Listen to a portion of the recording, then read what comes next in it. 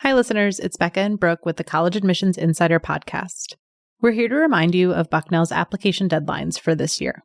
For incoming first-year students, our Early Decision 1 deadline is November 1st. And for Early Decision 2 and Regular Decision applicants, our deadline is January 10th. We can't wait to meet you through your application.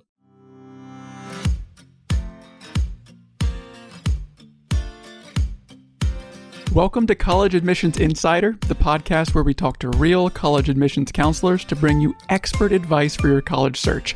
I'm Bryan Wendell for Bucknell University. And I'm Brooke, also from Bucknell University. Our goal is to cut through all of the fluff to give you everything you need to start, continue, or complete your college search. Now, Brooke, as you know, Bucknell, we get about 10,000 applications each year. And with that many, there's a decent chance that a few of these applicants are going to have similar grades, academic rigor, and extracurricular involvement. Right. That's very true, Bryan. But in all of that overlap, there is one place where all applicants can stand out. There's one thing that's guaranteed to be, singular on every single application. Yeah, that's right. And we're talking about the college essay, which is really an applicant's best opportunity to show colleges who they are. It's kind of a chance to color outside the lines a little and add your own personal touch to what otherwise might be a black and white application. Absolutely no pressure there. But it doesn't have to be an intimidating process with a little bit of help and some useful advice, which is why we are here with our best tips on how you can put your individual and unique stamp on your application through that essay. Right, and we brought in an expert to help us out. We have Josh Wilkinson, who is the Associate Director of Admissions for Communications at Bucknell University. And importantly, he's also an application reader, meaning he gets to see hundreds of student essays every year. Hey, Josh, welcome to the podcast. Hi, thanks so much, Bryan and Brooke, for having me. It's a pleasure. Yeah, we're so excited to have you here to chat with us about this because, the essay is one of the biggest things students are going to have to tackle as they're doing their applications. And, high school students are pretty used to writing essays, but may not be as experienced in terms of writing about themselves. And so, what is the difference between writing, say, like a 5-page analysis of The Great Gatsby or something like that for an English class and writing like a 500-word essay about yourself for college? Yeah, absolutely. So I think the biggest difference, and honestly, a hang up for some people, is that you get to pick the topic. So it is rather open-ended in that sense. There are several examples of questions for you to pick from, and some are relatively open-ended. And so at the end of the day, the source material isn't something like The Great Gatsby. The American masterpiece that we're looking at is going to be you, right?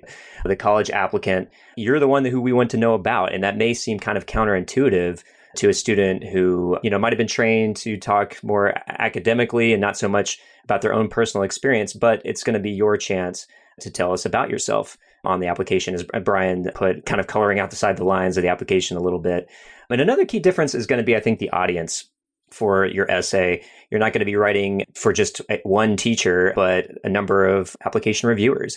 Sometimes your essay will be read by more than one person at one university. And of course, every university that you're going to be applying to will be seeing it. And the audience that you're going to be writing for has very limited time, unfortunately, to read the essays. And sometimes I know for me, that might mean that I read 50 essays in a day. So you'll definitely be writing for an audience whose time is definitely precious. And so I think it's just something to consider for sure at that high level.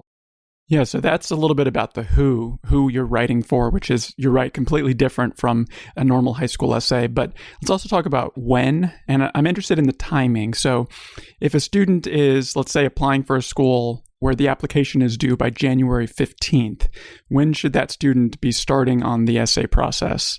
Yeah, absolutely. That's a tough question to answer because I think it could be different for a lot of people. But for me, ideally, you'll have a few months to work on this.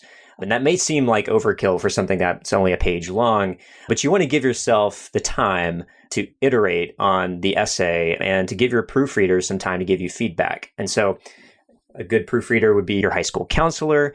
They tend to be very busy people sometimes, and they might not be able to turn around feedback, within a week. And so you want to give them time to give you the feedback, but then also give yourself time to work on that feedback. And that might mean that you iterate on the same essay. Sometimes if you end up getting frustrated or get some good feedback that kind of gives you inspiration, you might even decide to write about something else that would be a good essay or a better essay than the one you had before. In fact, I'm kind of speaking from experience there. I actually had that happen to me where I wrote an essay And I worked on it for months. And then something happened in my life within that span that was a much better topic for the essay. A lot, and I'm sure we all know now in 2020, a lot can happen to you in a few months. And so it kind of gives you some time and some leeway. And it's not something that you want to wait until the last minute and have to phone in, because for some colleges like Bucknell, we spend a lot of time reading those essays and paying special attention to it. Yeah, making sure you have enough time to get feedback. Yeah, that's especially good point, especially since, students could likely end up having multiple drafts, or hopefully multiple drafts. You always want to kind of give it room to breathe and go back, but even, multiple iterations of the same essay. But before students can even get there to writing the essay, they have to pick a prompt, right? The Common App has like 7 different essay prompts, and then the Coalition app has 5. And so how do you suggest students go about selecting which prompt they'll write to? And do they have a better chance of being admitted by choosing one kind of prompt over another? Yeah, that's a great question. I guess what I would suggest is that you look at each question, you pick one or maybe a few that's personal to you, that points you to a story of yourself that's inspiring or excites you to write about. Because I know me, and if I'm bored writing about it, then chances are the person reading it is going to be bored. And so you don't want to pick something that you think the colleges want to hear about. You want to pick something that you may be, passionate about, because you'll be surprised that when you write about a topic, or maybe you won't be surprised to hear this, but if you're passionate about it, that tends to come out in the writing. It tend to have an easier time writing those stories that you care about and that mean a lot to you. And ultimately, us as reviewers, that's what we want to see come out of your essay, is what does matter to you, what makes you tick. And so that's very important, is finding some personal connection to the questions, and not just picking something that you think is the right question. Pick something that's right for you. As far as your second part of the question, we don't tier the questions or prefer specific ones. The ones that we prefer students choose are the ones that you can answer effectively. And so don't pick one, as I mentioned before, that you think is just like this is the best thing. I think the question about overcoming a hardship is a common example. Is you might think, this is the one that everyone wants to hear about, but you may not have a good answer to that question. You may not have a hardship that you've experienced or a hurdle that you've had to overcome. And so don't pick that one. That's totally fine to pick something that gives you a chance to tell us what's unique about you, and not something that you kind of wish you could talk about. That's great advice. So once the questions have been narrowed down, maybe you haven't selected the exact prompt you want to use, but you've picked maybe 2 or 3 finalists, we could call them. Then it's on to brainstorming. And really, anybody who's ever written anything knows that that's not something that you can always plan to fit in a tidy box where you just say, okay, today I'm going to figure out my college essay, find the perfect anecdote, do all the brainstorming. Tomorrow I'm going to start writing. So how do you suggest students start that process of collecting ideas for the essay? Yeah, that's a good question. So I think, and I mentioned it a little bit earlier, that you might want to pick a few questions that might seem to be good options for you. So maybe pick 2 or 3 questions that you could see yourself writing about, or maybe that stand out to you, and then compile a list for each one and say, like, okay, what are different ways that I can answer this one question, and list those out. I know that helps me. Instead of it just sitting in my brain and maybe picking the first thing that comes to mind, think about different ways that you could be answering each question, because what the answer might surprise you. It might be something that's off the beaten trail a little bit, which is great, but it might not be a common story. And I think that's the other thing I would advise students, is to avoid maybe the common stories or the ones that could be seen as being a cliche. Because again, think about your audience. We're reviewing many essays a day. And so if 5 or 10 of them are very similar story, and this does happen, we'll get 5 different essays in one day that talk about, say, a sports injury or something like that. Very common thing that happens to people. It's obviously can be an important thing that happens to you. But if 5 other people are writing about it out of 50, then that might be one that you want to avoid. And you might want to pick something else on your list. And so if you have other things on that list that you come up with that aren't as common and maybe more unique to you, I think that might help you brainstorm kind of in the right direction. Yeah. So when it comes to choosing a good anecdote or story to infuse into the essay, especially when, like you said, some of those stories across applications can be kind of the same. How can students, really make their story stand out? And you mentioned how difficult it can be sometimes to answer questions like, what's a hardship that you have gone through? And if you haven't yet, how can students kind of pick stories and anecdotes to answer some of those difficult questions? I think the best advice I can think of, and it kind of makes me smile a little bit, is to unlimit yourself. Don't place arbitrary limits on yourself, because the key is that it has a personal connection to you, and it may be something really mundane that you may not even think is important. So a few examples of this: I've read a great essay about the student's relationship with their grandparents and having dinner with them every Friday. That may seem pretty mundane. That maybe it's part of your daily, weekly life. But that student was able to flesh out that idea and build connections and like, okay, this is why this is important to me. This is why this is important to me. It's impacted me on all these different ways, just having Friday night dinner with, your grandpa. And so that's an example. It may not seem like an exciting thing, but it obviously had a personal connection to the person who was writing it. And it obviously affected them at a deep level. And it was exciting for us to read because the student cared deeply enough about it and wrote effectively. So as I mentioned, something dramatic isn't necessary. Hardships aren't necessary. We want to hear about you. And it sounds kind of like a cheesy cliche, but it's true. We want to know about you, what you care about, what makes you tick. And some of my favorite examples are sort of a little off the wall. I had an applicant who wrote an essay about her love of the keytar. And my first reaction was disbelief. This person is writing about, what in my mind might be the lamest instrument there is. And then I was amazed because not only did she write about it, a keytar, and her love of the keytar, but she owned it. And she related the keytar to basically all aspects of her life. And her personality really shone in it, and I just could not wait to see her come to campus when I was done reading it. And it just seems like the most unobvious example. And I think if, again, I come back to the idea of replacing limitations, because I think I would have put a limit on myself, be like, I can't write about this. This is silly, but the student cared about it and she wrote about it and it was amazing. And so I think that's how you would, I guess, make that connection and what you want to write about. Yeah, it sounds like that note of what you said earlier, that the passion comes through in the writing, the personal also comes through in the writing, and being as personal and specific as possible. Yeah, it's really effective.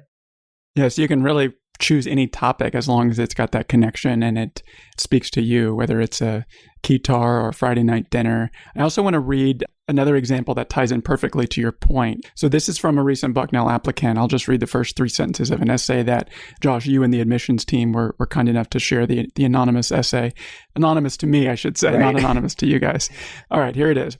One of the things I most enjoyed about my first 3 years of high school actually occurred each day before school. At 6:57 a.m., my mom and I embarked on our daily drive to the bus stop. We fine-tuned the logistics to a near science. So that's just 3 sentences. That's the introduction, though. And to me, just reading it, that really catches my eye from the start. So my question is, how important is the beginning? And as an application reader, Josh, what makes a great essay beginning? Yeah, I mean, like other types of writing, the first sentence really, should draw in the reader. And then the example that you read is a perfect example of that. It stokes my curiosity.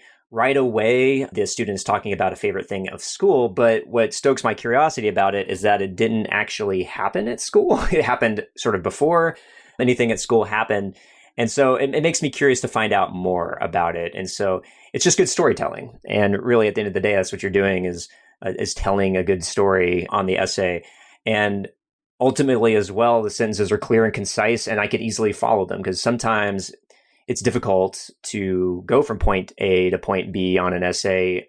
The last thing you want to have happen is the reader get about halfway down and think, okay, who are we talking about? When did this happen? And sometimes events get out of order. This was easy to follow and drew me in. Or they go for death by thesaurus, right? Where you can tell that they thought a word wasn't fancy sounding enough. And so they just right click on it and pick the first long word that's in the list there. It's never a good day when I have to stop and define something in Google when I'm reading an essay, which, it can happen if the topic is something scientific and, absolutely makes sense. I wouldn't know what it was. But you're absolutely right. If you're just trying to pick the most complex words possible, we want clarity over complexity. Yeah. It happens to the best of us, though. I'm not going to say that I haven't been there before, but yeah, good advice not to overdo the source search.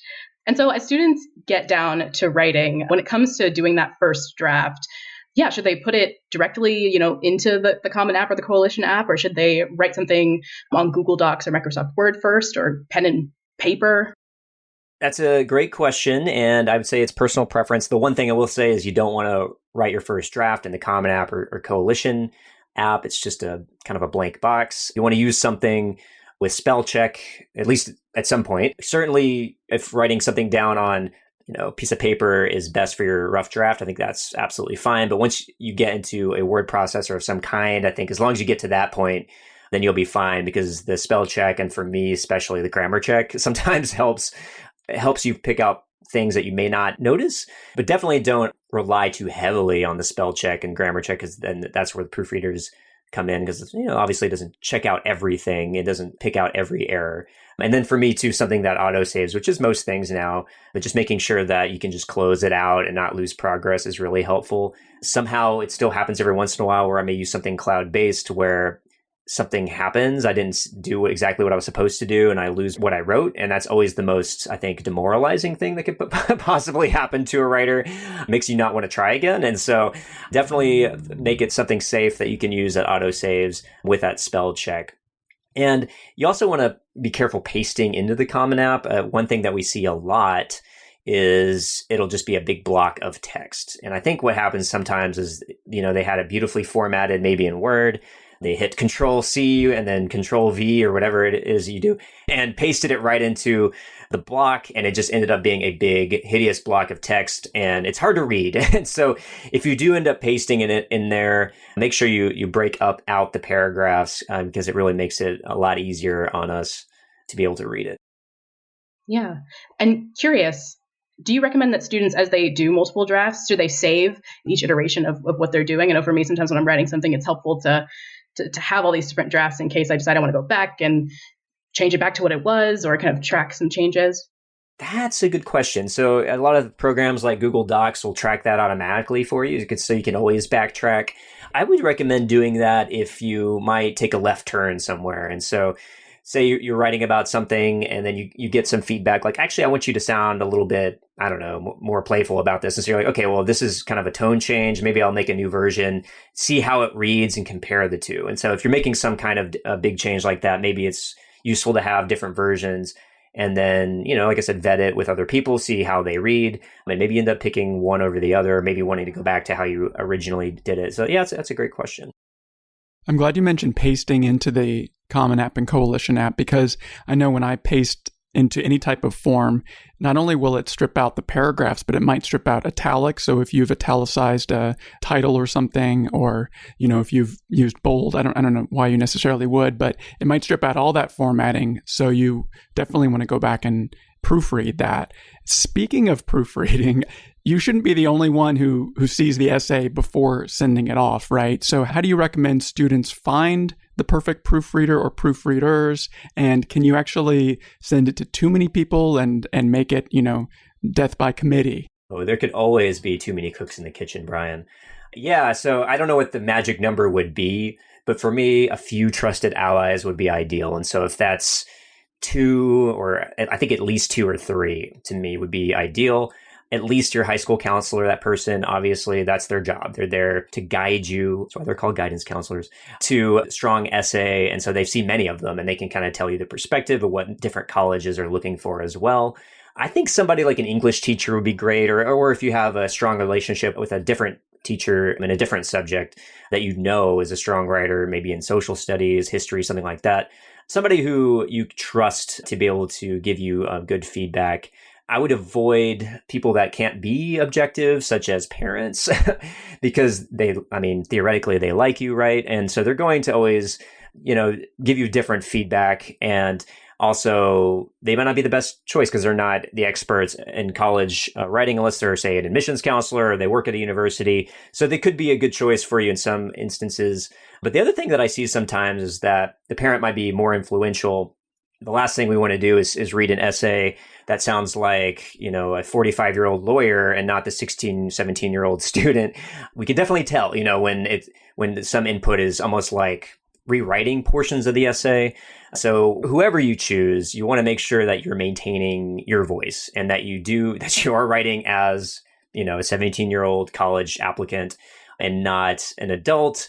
Of course, everyone's voice is a little bit different, so some people write differently, but you definitely want to avoid whoever it is that's proofreading your piece to rewriting whole sections kind of wholesale, and you kind of just almost having your piece rewritten by that person. And so, speaking about maintaining your voice, some of the essay prompts might inspire students to take a strong stance on like a controversial topic or something that they feel very like personally passionate or fiery about.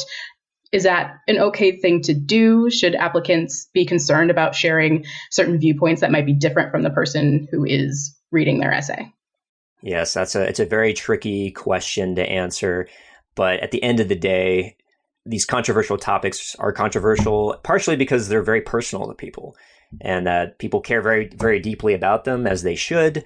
But you definitely want to tread carefully. And so I would say you can write about controversial topics as long as you do it the right way. You don't want to make any assumptions about your audience, about the reader, right? You want to be careful. You want to be respectful. Assume the audience that you're writing for doesn't necessarily agree with you, and make it personal to you and not just sort of saying, okay, this, I'm going to write about this certain ideology or perspective of the story. Make it clear why it's important to you, because at the end of the day, even about these controversial topics, we want to see what it means to you and how it's a driving force in your life, and not just read about, something that's happening in the news. And to me, those are some of the most inspiring essays I've read, are the ones that are obviously the topic is sort of hot button now, whatever it is. And so I can relate to it just because it's going on. But then I'm seeing a student that might be inspired to act. And so if they're taking it to the next level and they're not just sort of, complaining about something, but they're saying, because of this happened, or because I care so deeply about this issue,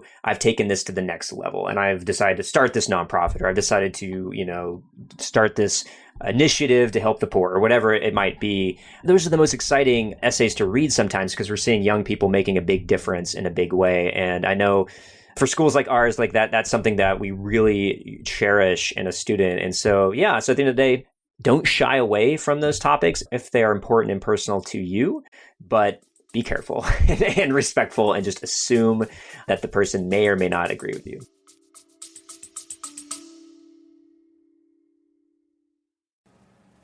Hi listeners, I'm Mia Mesger, an admissions ambassador at Bucknell University. The only thing better than listening to the Admissions Insider podcast is visiting our campus in person. With campus visits offered 6 days a week, nearly all year round, there are plenty of opportunities to tour campus, attend a preview session, or even sit in on a real class. To schedule your visit today, head to bucknell.edu/plan-a-visit, and hopefully I'll see you on one of my tours soon.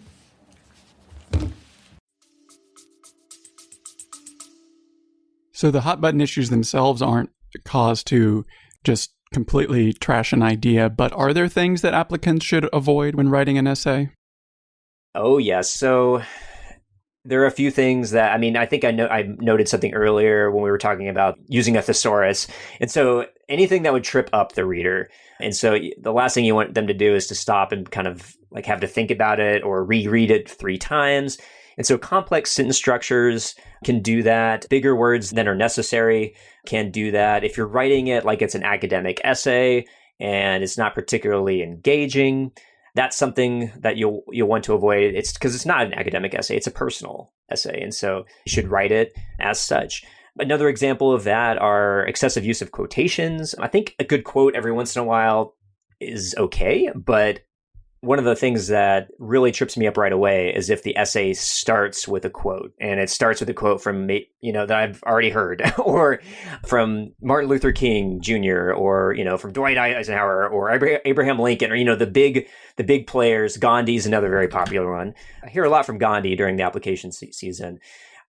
These quotes are great, but it's not the most exciting way to start an application. It's not very personal to start out with a quote like that.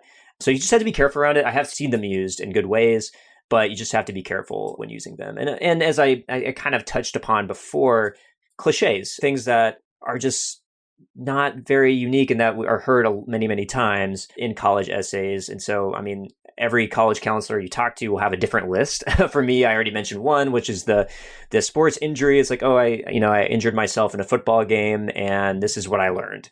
Or Bryan, you might relate to this one, but the Boy Scout trip to, where is it they go? New Mexico? I already forgot. Yeah. There's a ranch in New Mexico, a Scout ranch. Yeah, so I've read about that many times. It's a very important trip for those people, and then any service trip as well, like where you do a service trip and, oh, wow, I went down to this community, and I thought I was going to make this big impact, and it ended up impacting me more than I expected. That's a very common story. So just be careful that it's not something that is black and white, but you want to pick something that isn't that common, if that makes sense.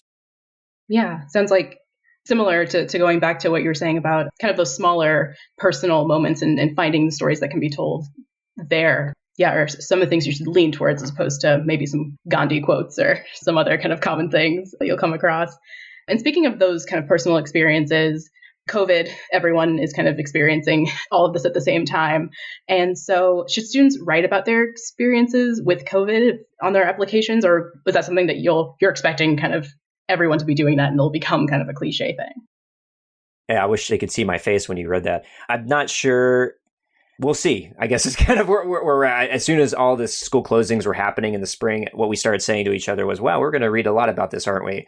And so I don't think it's something that you necessarily have to avoid. But again, and this is, I apologize if I'm repeating myself a little bit. If it's personal and impactful to you, then absolutely you can write about it. But again, just go in with the understanding that we may be seeing a lot of these. And so it may not be a good option for you because we will be seeing a lot, I'm sure. How many, that's going to be left to be seen. But the example, I think, for my generation was 9/11, right? Like everyone was writing about 9/11. It had a huge impact no matter who you were. And I think this is kind of the new version of that, where no matter who you are, no matter what walk of life you're in, this has impacted you in some way. And that's fine. But at the same time, you have to realize that everyone's in the same boat. And so it's sort of the low-hanging fruit. And so I would just encourage you to find, if you do write about it, maybe some way that's made it kind of unique experience for you. So I know some students, they've just kind of taken their own passions to the next level. I was just hearing from somebody who really cares about food security, and this whole COVID pandemic has really taken that to the next level for her personally. And so she's done some extra research on food security and food pantries and a lot of community service because of COVID. So don't just kind of begin and end with the pandemic, but maybe begin with pandemic and end with how you've turned that into something positive and how you've made that into something that, a college would want to see in a student coming into their university. Yeah, that's a great point, because every applicant had their high school experience interrupted in the same way, but it's what they did with it after that happened. That's great. So, Josh, I have to think that in your role, it's kind of an honor, right, to read these essays, because these students are inviting you into their lives, and a lot of times they're, admitting their feelings about experiences in ways that are really vulnerable and, that they might not even be comfortable talking to a friend about. So I have to think that's quite an honor. But I'd love to hear your take on what makes this so special, what your favorite thing about reading college essays really is. Well, Bryan, you used the right word, and that's honor. It really is an honor to read these essays because you're right. I mean, you're really getting something oftentimes that the student hasn't told family members. It'll be something sometimes that they're struggling deeply with or that's impacted them in such a huge way that they don't want to talk about. But they're choosing to divulge that information on the college essay. And so it really is an honor and a privilege, first and foremost, to be a part of that process. And when I tell students about the college essay and what it means to us reviewing them, I always tell them that I'm trying to find the heartbeat of the applicant in the essay because everything else is sort of standardized. It's just a bunch of information kind of thrown together. It's important information, but the essay is really your chance to show who you are a little bit. And it breaks up the monotony of reading applications for us as well. So it's usually the highlight for us when we're reading applications because it's something different every time, hopefully. And not always, but hopefully it's something different every time. And we get to kind of peek behind the curtain a little bit, to see what these students are about. And you really get a sense of people through these essays and through the stories that they tell. And there's many times that we've had to reach. In fact, the only time I keep tissues anywhere near me is when I'm reading essays, just to be honest, because you'll never know and you'll know right away sometimes when you're like, oh, it's going to be, this might be a hard one, not necessarily for a bad reason, but just heartfelt, And so sometimes you get these heartfelt, heart-rending stories, but you just appreciate them all the more because the student has chosen to share them with you. And so it becomes personal for us as well. We use that word a lot today, personal, but it really is the personal side of the application for us to get invested in you And for a school like Bucknell, we actually don't have an interview process. So this is kind of your chance to tell us a little bit about yourself that you won't have otherwise. And so definitely take advantage of that. Yeah, and I imagine getting to know some of the students who may possibly become part of the Bucknell community is especially, special and exciting. Well, thank you so much for joining us. I think you've given students plenty of really awesome advice for tackling these college essays. Absolutely. Thank you.